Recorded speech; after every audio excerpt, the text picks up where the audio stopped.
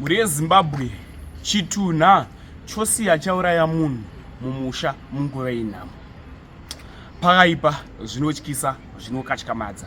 Ndichikutambirai zvekare pano paHadzira 263. Kana uri munyowani, please don't forget to subscribe and turn on that notification bell. Please usaskipe kavidhio kaya kanobuda kakanzi sponsored.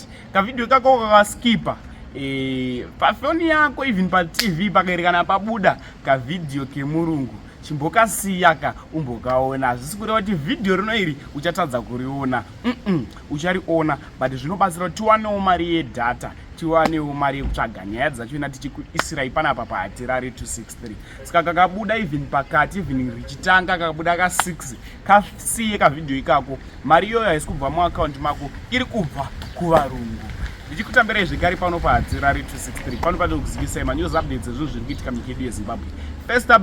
First update iyo yaSisi Sonia Sonja navasewiki neuchibvayo iadvise yanga ichipiwa nemukadzi uyo wandichakuisirai pavidhio iri rakati kurei 10 minutes, asi usaskipe noti ndine imwe futi audio yechitunha chakauraya munhu yakakura 14 minutes. Saka ndaribone first update. Hello guys, muri sei? Ndangoya pano kuti ndingopawo maimunana advice, and I don't know if this advice is gonna reach you, my dear, but vanhu vepa social media hausi kunyatso kuvaziya welo, especially vepa Facebook. Nyaya yako iyi nemakuzirwa auri kuitwa nepesi yauri kufamba nayo pakuposta, that is not normal. Like maimunana uri kuposta maybe 5-7 posts within kana 10 minutes, nekuda kwevanhu vari mucomment section who are driving you, hey, we are backing you up, we are what, ndizvavatori vanhu ivavavo. But inini ndichangokupa advice, nevamwewo vanhu ndichangokupawo advice vari mumasituations akaita sana maimunama. It's up to you to take the advice or not. It's up to you to bash me or not. Ndogara ndichikuudzai kuti whether you bash me, you don't bash me, I don't give a shit. Handina problem nazvo. Handizi mucivilian. Chipovo chakatobuda mandiri, and I know situations like that and I know how to handle them. Hauna chaunondituka chinondigara, hauna chaunondiudza chandisina kuona. So at the end of the day, ndoda kungopa a genuine advice. Kana kuri kuti zveshua murume uyu muri kumuda, kana kuri kuti zveshua muri kuda kudzokererana, kana kuti zveshua aita reach out and you know what you want, that's not the way things are done. Ini ndiri munhu wekuti ndino respecta ma relationships, whether marital kana kuti mutual kana kuti business kana kuti ichi, ndiri munhu ano value what we call relationships. So if you value relationships, kana uchi understand, even mukanzi mapesana nekuda kwei, you don't go on public, they don't give a shit. All they want is a story to entertain them, because munhu wese akaremerwa for whatever reason, vanhu vari bitter for whatever reason, and vanhu vaida kuwana pekuzorora, pekusekera nepekukonzera more stress, because vazhinji venyu munoya pano muchiita magamandi kuseri uko waakuchema, asi vanhu vaya vaoneka uchishowa kuti ndakadai, and it will become a habit every day to prove a point. Kana mati murume muri kumuda, why are you tarnishing his ego? Why imimi muri kuda kumudzikisira? Kana mati muri kumuda, kana mati muri kuda kudzoka, remember kana madzokera munhu wamuchagara naye, why muri kuuya pano? Do you think vese vari kukuzai vachikupushirira yavo they don't have problems nevarume wavo? Vanawo, but vazhinji vacho vamwe vanoenda kwana tete, vazhinji vacho vanogara pasi nevarumewo, vazhinji vacho vanokonza kuti vana baba munini. But imi sevanhu vechirungurungu, I think you have your ways ekuti your things will be solved amicably, and also zvinekauji kaudignity, like kuenda kuma-counselors. Isu hedu kugeto we don't afford ma-counselors, but imimi you can afford kuenda kunoona counselor, marriage counselor, mokanselewa, you can go through ma-lawyers, you can go through a lot of avenues because you have the resources. Why on social media? Ndibobvunzo kuti social media chainokubatsira inacho chaicho ndeipi? Ndechipi chaicho? Ende imimi kana murume acho kudai chaiko, why will this man declare publicly kuti he don't have anything to do with you and don't ever dream. Saka moda kudyirwa musaga here mother kana kuti chi, what's the war about? Murume akazotorwa mai mwana pengai, ndizvo vanoita vana. Chero murume akanzi aura chaiko zvinonzi dai munozodamburana nemunhu wacho, endai munoita sei, whatever. Any advice yangu ndeyekuti if you feel like you still need your person, usamusi. If you don't need your person, walk away forever. Don't don't turn back. Kana watofunga kuti handichadi inda, kana wafunga kuti uri kuda stay, because zvekubva uchida it will hate forever, no matter the reason. Ndione nguva kuti itwa so unopenga, because murume wandoziva anoda munhu wake, whether abatwa achihura, whether abatwa achinzi ane girlfriend, kana kuti ari kuita mashengainzi akaita sei, that man will dismiss that other part obva ati kune murume wake. Even mukaona cheaters chaiyo kana kuti uyajola 99, varume vanoda vanhu vavo vanobva vatoramba urere araiti I love you same time kutoti handitokude newe siyana neni, but your husband declared publicly kuti anoda wainaye. So what's the noise all about? These people will never help you. Chero makavaudza kuti jeti ndeyangu anongoti ndai munorwa mai munana, imi muramba muchingoita zvamuri kuita. Remember you are a person of status. Your status inozosara yadi ndizvavari. Zvaufanira kuti ndakauya panapa ndikapa advice yekuti baba vesadza ndapota hangu musasava posta anything to do with him. Yes, we need we need ma-updates, but dai matraya kuita ma-updates enyu in written form kana kubaya button zvandaita izvi wopa advice uri live, not recording that man, because the state he is vulnerable, and also anything to do with him zvine a lot of interest nevanhu vakawandisa. So it's better kuuya muri personal kana kuti in person motaura kuti zvazofamba so vanhu vakati yowe wabatsira nei wazoita sei, but the advice was just genuine, not to offend anybody, not to go on anyone's side, but vanhu vakatoitora personal tikabvumburudzwa hapana kuita ma-hours vavatodzoka ndifamba zvitaura mari yatobiwa maposta amuchaita sei. So sometimes usateerere vanhu because vazhinji vacho they are negative. We don't know. People are bleeding. Vanhu vari kufamba vachibvinza ropa kunze uko, and any space kana kuti any opportunity yavawana vanonozorera ropa ravo kune munhu wese ari kungozvifambira. Everybody has got his or her own problems. Saka kazhinji kacho kuudza public problem yako hazvibatsiri. Indogara ndichiadvisa even vanhu vanouya kuinbox kwangu vachinyora nyaya dzavo dzakawandisa vachitsvaga rubatsiro, ndosvika pakuvaudza kuti no, don't post something like this, because vachaziva vamwe vacho havana chavanokubatsira nacho, vanotowedzera pain kana kutowedzera problem yako instead yekuti isolve. The best you can do nenyaya yako iyi, wadiwa dai, wadiwa ngoti ndiri kutsvaga basa zvogumira ipapo. Izvo kuzoti ndikazonzwai unosara wofamba usina chimiro, ende vanokushayisa chimiro ndo vanhu vacho vanenge vachitokukuza kuti tell us more, do more. Ma-problems arimo.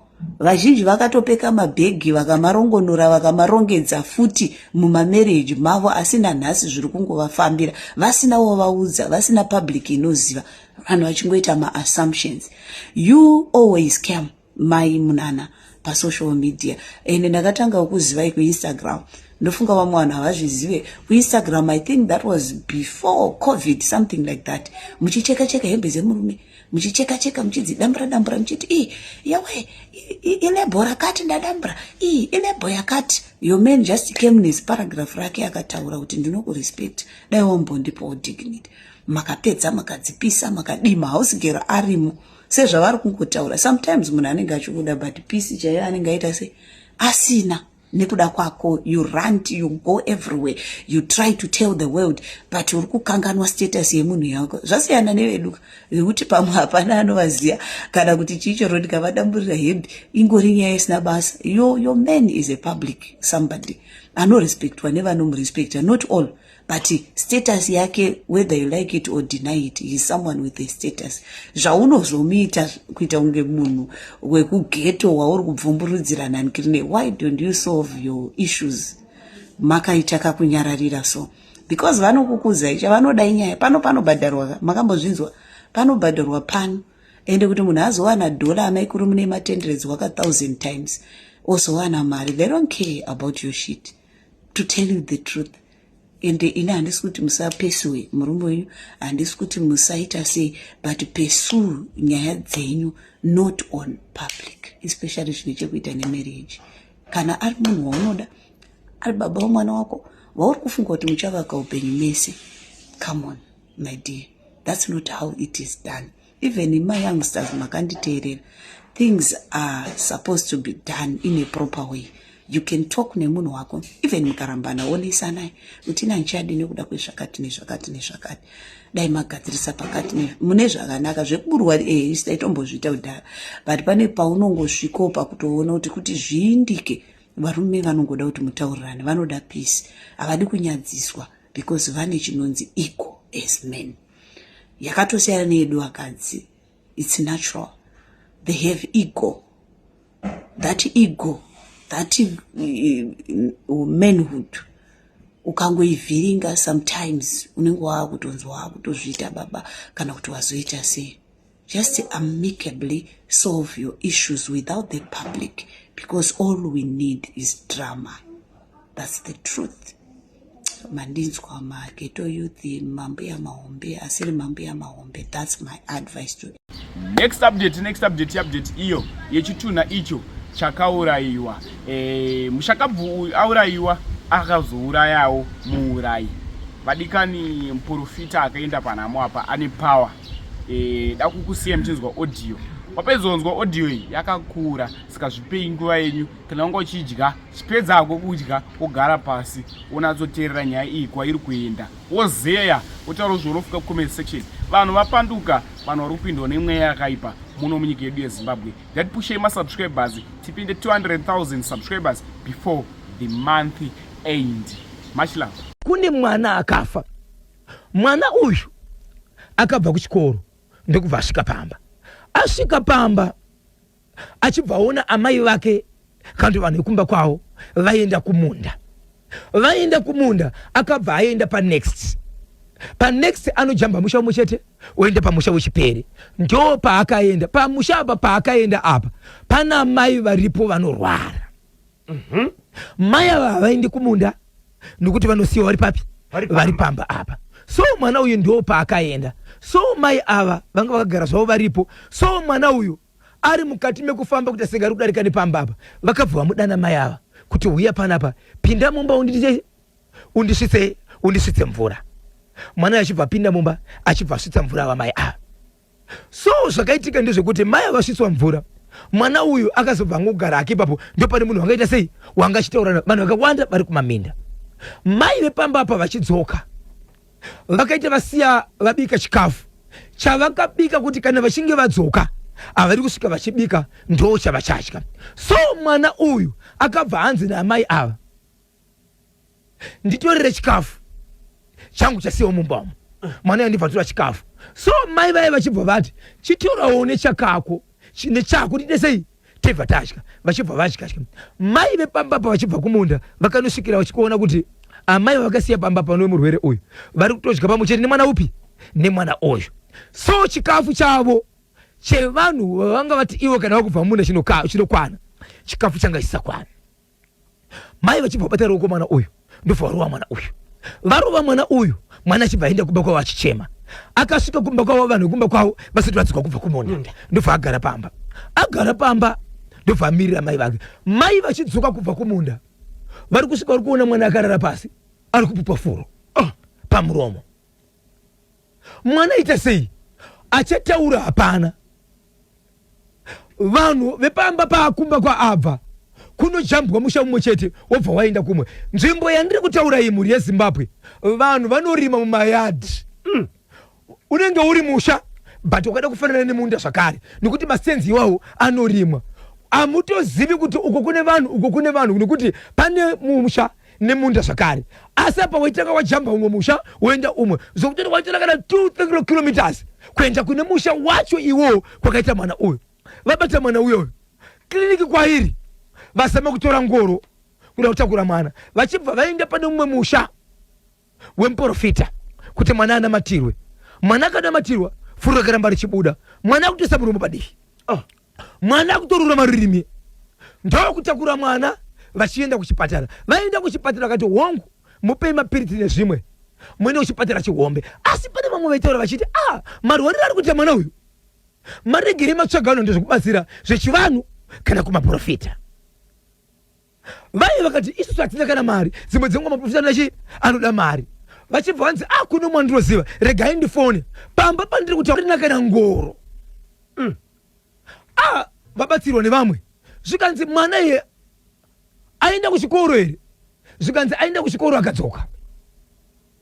Hapana kumwe kwazoendere, hapana chaadya here. Aiwa panapa isusu hapana zviresi zvatanga tasiya. Taitoti kana tichinge tabva uku tosvika pamba tichita sei tichibika, hatizivi kwabva kana kune chaita sei chaadya.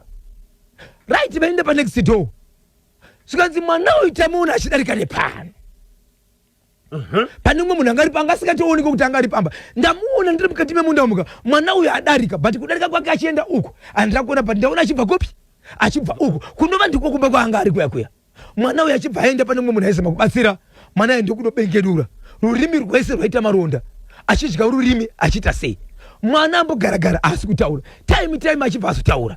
Zvandaita inini ndaenda ndaona pasina vanhu, ndaenda kumba kwanhenge ndichitodarika nepo ndo pandaona mai vanorwara vai varipo ndovaziva semunzvimbo. Saka pandagara ipapo ndikanda kutovatandadza takuti ndatodya navo, but mai nhengi vepambo papo vazosvika ipapo vakandirova kuti vadyire chikafu. Ndo pandauya kunokumba kuti ndizoziva ndiri kupedzesera ndichipinda muruvanzi. Zvazoitika zvese handite sei handisi kuziva. Achipedza kudaro mwana sendapedza kutaura ndobva dona zvakare mwana buditsa furo. Mwana akadzokera kuchipatara, achinosvika mwana kuchipatara mwana achibva afa. Sarai. Mwana uyu ane hanzvadzi yake inoshanda mukati meguta reHarare. Ndokubva afunira kunzi ndo zvaitika, but mwana uyu mashoko ataura kwatiri nevamwe vanga vari padhuze, but zvaataura izvi anga asati apedza kutaura zvaitika zvese, but ataura kuti mai nhengi nezvakati nezvakati ndo zvaitika. Zvaitika ezvo kumashure uko mukoma KB sabhuku womunzvimbo umu akamboita dare rakatongwa amai ava vekurova mwana uyu vachinzi ivo vakaonekwa vasina kugara zvakanaka nababa vemwana uyu afa, vachiita sekunonzi vanhu vakambodanana. Nyaya yakatomboenda padare ikatongwa. Mombe ikatobva kumba uko ichienda kumba kwemwana uyu, kumba kwokwafa mwana uyu ichinzi amai ava vanga kudanana nababa ipapi ipamba apa. Yaikaenda kwasabhuku ikoko yakasvika ikangonzi dai mangobhadharana kuti zviende mberi, nokuti zvikaenda kumberi zvinogona kunyadzisa vachibva vabhadharana. Saka panga pagara pachiita senge pane mashoko egrudge yekuti amai vemwana uyu vainzi vaitora murume waamai ava. Nhasi mwana uyu asvika kumba uku ndokudya chikafu chavanhu vari kupi vari kumonda. So hanzvadzi yacho ichibva yati saka mwana kana ashaya aripi tamuisa kumochara. Mwanangu unozvisiva kuno kwatiri handina kana sendi, mombe dzekurimisa chedza hatina, kana bhara rekutakura mvura hatina. Mwana afa ari kumochari, ari kunzi mwana uyu anoda kuzobudiswa nekuuya kuno. Zvese zvichaita tonotomirira iwewe. Mwana akati regai nditaure nevarungu vangu, but mafira aita mwana ari kutaura zita raamai vaya, toita sei? Mwana akati inini kunoku kwatiri kunoku sezvo ndine mhuri yangu kuno tinombofamba tida kubatsirika, manga mati tiite sei? Ndaidawo kuziva mwanangu kuti chauraya mwana wangu chii, nokuti pane kutaura kaka kuripo, but munhu aifanira kupedzisa mashoko aya angozodona tikamutakura kudzorera kuchipatara amboita nani, but ari kuchipatara asvika chibva shaika. Nyaya yese hatichazivi. Vanhu pavakachema parufu ava mukoma KB mwana akaita 3 days ari kumochari. Vanhu vakamirira mukoma ari kubva mukati meguta reHarare kuti azokwanisa kuprocessa mapepasi nemari dzinoda kushanda ipapo nemotokari ichataura panga pastorina kana polisi yange ikaitwa. 3 days vanhu vakazoungana parufu. Baba vepamba paya painzi kwakarohwa mwana vakauya parufu. Amai veipapo havana kuya kurufu kusvikira mutumbi wazotakurwa kuuya pamba mushure mekuti mwanakomana auya. Mwanakomana achiuya akauya nemunhu wakauya naye ndobva asvika pamba. Asvika pamba ndokuita zvavakaita. Munhu iye achibva amusiya pamba, iye achibva aenda nevamwe voukama kunogadzirisa mapepasi nekunotora bhodhi yakuuya. Munhu waakauya naye achibva ati kana muchinge maakusvika uchisvika ikoko mutausvika pamashops, masvika pamashops kuti vaende kumba kwakafa mwana uyu rodhi yacho chaiyo sevanhu vakagara vachingosisa kuti hatina kana motokari isusu. Rodhi yacho yakatotaura kutotemwa mukova rodhi kuti motokari ikwanise kupinda kuenda ikoko. Masvika kumashops ndiudzei ndoda kuzotungamira mota kubva ikoko tichiwe kusvika Pamba. Munhu iyeye ndiye akatungamira motokari ichibva yafamba. Mutumbi wakanzi ndiri kukumbira kuti imimi ndoda kuti mutumbi uzive kufamba kwawo kusvika Pamba. Mutumbi wakaburitswa 3 times uchidziswa Pamba pasi nemunhu iyeye. Ingodzisai mutumbi pasi mudzorera motokari. Ndiri kukumbira kuti pamunodzisa mutumbi pasi, pauri kuburitswa motokari, vanhu vachifamba nemotokari vamwe vachiimba, usabatwe nemunhu asiri woukama, ngaubatwe nevanhu voukama. Kunyange verudzi rwamai vake vasabata mutumbi uyu, ngaubatwe chete neverudzi rwake kuudzisa pasi. Asi amai kana mune zvinomuda kutaura nababa, taurai mudzorera mutumbi motokari. Ndofa waburitswa 3 times. Waburitswa kechi3 mukoma KB pakaita ruzha rwakaita noise isina kunzwisa vanhu, plus mhepo yekuti vanhu vese vaifamba vakarara pasi vasina kuona mhepo yaita. Ipapo mukoma KB jira ranga riri pamusoro pekofini ndobva raenda disappear, rakabva rashayikwa. Zvikanzi nemunhu anga achitungamira jira iri ndine zvandazama kuita kubva pakutanga tichidzisa mutombi, but pana pakechi3 zvese zvaramba ndiri murodhi umu. Jira iri rinofanira kuonekwa, ndo pachabuda zvakaitika pamusoro pejira iri. Harina kushayikwa, asi jira iri rinofanira kutitungamirira. Kwaraenda ikoko tinofanira kuzoriona, tichariona nerimwe nzira. Vanhu muchabuda pachena mega kuti muzive kuti zvakaitika chii, sei jira iri razoonekwa panzvimbo ishi. Ndobva roburitsa mutumbi uchibvapinda mumba. Mudzimba dzakadziripo mukoma KB kofi ndiripinde mumba vakatopasa madhosi zvichienderana nelevel rekurarama kwaita vabereki. Mutumbi uchibvapinzwa mumba, wapinza mumba vamwe vakatanga kutakura sakura ruvanzi ipapo kuti paite ground. Apa amai vaya vekurova mwana vave havana kuuya parufu. Razuva rechifo rauya chii mutumbi, zvikanzi mutumbi toda kuti urare mumba chikonzero wanonoka kusvika. Ndobva warara mumba. Zuva ramangwana vanhu vakutogadzira zvokuviga. So pakanzi pari kunocherwa guva, pari kunogadzirwa guva ipapo, akanzi ndiratidzei munhu wamunoti ndiye anotema rukawo pamunonochera. Inini ndoda kuenda nemunhu anotema rukawo ipapo.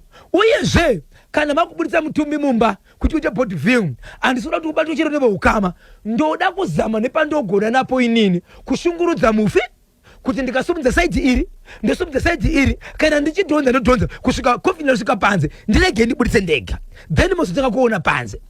Ndiri kuda jira rakaenda musaise rimwe jira, ndiri kuda kuti jira rakaendwa nemhepo ranga riri pamusoro pekofini riite sei, ridzoke.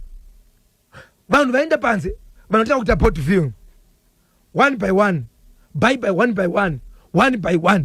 Murume waamai vaya akunopinda iye kuti akuda kunoona mutumbi, aita singa ari kupushwa kudzokera kumashure. Akada kusvika pakofini uita singa kudzokera kumashure. Kofini rakasheka mukoma KB. Vanhu vakada kutiza kuti munhu akafa nekofini asheka. Vanhu vachibva vambomira kuti ndiyani achaenda kunoona chiso chokuonekana nemufi kana kofini rambosheka. Vanhu vaakutya, vanhu vamira vakushevedza kuti kana pane madzisabwira iye panapa tiri kukumbira kuti maite sei, mutaurire tenderere mberi nenyaya ndisabhuku uyu. Pasina nguva mukoma KB amai vaya vekusauya parufu vekurova vana ndo vakazouya vachimhanya vakabata jira riya rikushayikwa pakofini nemhepo kusvika kudonhera pasaidi pekofini. Vakuchema varipapo ndiye zi varipo ipapo. Svikanzi zvandanga ndichida ndikukumbira kubvunza kwakabva kofini kusvika tauya panapa kuti chishakatika. Zvikanzi pakaya mhepo ndiro here jira rakashayikwa iri, zvikanzi ndiro rakashayikwa iri. Ndiri kukumbira mhuri yeZimbabwe amai vakafira parufu rumwe munhu asati aviga kusinovela, amai vakafira parufu rerumwe rufu romunhu asati avigwa. Amai vachirara ipapo mukoma KB vachibvarara havana kuzomboka. Kutoti munhu vanhu vakuti kumurume ndimunokwanisa, asi mudzimai wenyere mutsai munhu kumuti munhu takurai munhu kuendesa kuhospitari. Vachinosvika kuhospitari munhu wamaenda kuchipatara akatofa kudhara. Jira ranga riri pai. Jira vakaine jira vakaribata maoko ende mashoko avaitaura vaita senge munhu arikutaura sikeseve vari kutaura kuti munhu arikutaura chinhu chisinganzwike vachisvika ipapo vachikodona chita ipapo vanhu vakatovhura rodhi kusvika zvikuvhura vanhu vachipinda kuenda pane kofini vachinosvika vachidonera pasaiti ipapo. Ndiye munhu ziye kusvikira amai vatakurwa kuendesa kuchipatara no munhu ari kudziya kuenda kuchipatara madhokota arikutaura kuti munhu yaita sei atoshaya murume akutoendesa nyaya yekuhama dzemukadzi kuti munhu aita sei apa munhu yakatosara wovigwa mwana uyu akatosara wovigwa amai ava vatoendeswa kuhospital ende vasvika chinonzi vashaika. Saka amai vakazovigwera. Amai vasati vavigwa inyaya yemusi wechitatu chadarika izvi amai havasati vavigwa vatori ne1 week izvezvi vari mumochari mukwasha akuzama kufambisa so hama dzaamai ava dzakuti kumukwasha chii chakaitika kuti mwana wedu toda kunzwisa maererano nokuti mwana wedu akaenda kunofira pane chimwe chitunha pamusha usiri woukama wedu toda kuti tirondedzere zvakakwana. So mukwasha ari kuti nyaya yakaitika ari kurondedzera nyaya yese yakaitika murodhi yekushayikwa kwejira but mukadzi wangu inini ndiye akazouya akabata jira nini undesatoziva kuti chii chiri kuitika. Mudzimai ndemuti kurufu kune vamwe mudzimai ati asi kunzwa mune zvakanaka chandaiziva kuti mukadzi wangu arikuita sei ari kurwara ndo zvamukonesa kuenda kopi kurufu. Hama dzemukadzi wemadza kuti ndiwo akaurayisa mwana wedu tine mombe dzatiri kuda mukwasha kuti mombe dzandobhadhara nini ndakakanganisa chii ndaiti uri kurufu nevamwe.